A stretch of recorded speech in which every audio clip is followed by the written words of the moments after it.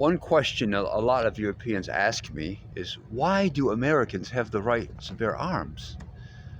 Uh, well, it's stated quite clearly in the Second Amendment of the Constitution: a well regulated militia being necessary to the security of a free state, the right of the people to keep and bear arms shall not be infringed. That's from the Second Amendment. So, how did this all come about? Uh, if you're not familiar with American history, I'm going to give you a brief summary of the American Revolution. Uh, America used to be a colony of England, a colony of Great Britain.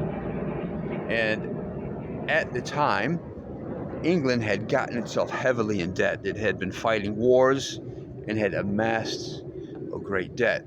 So King George, he tried to alleviate some of that debt by taxing the colony, which had become quite prosperous.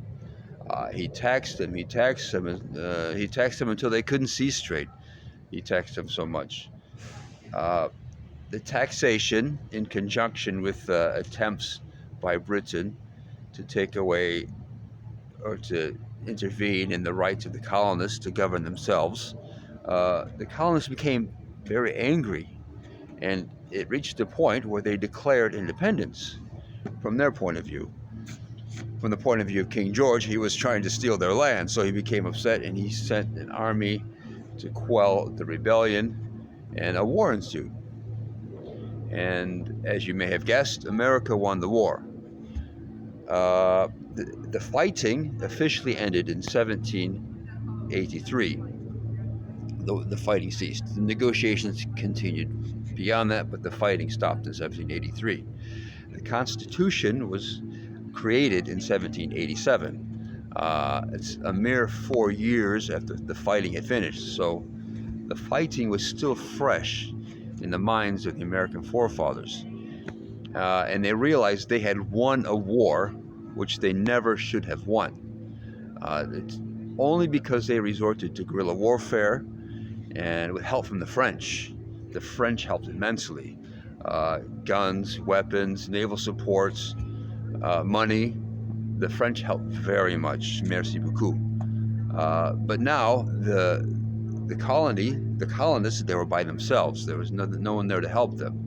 They felt very vulnerable, understandably.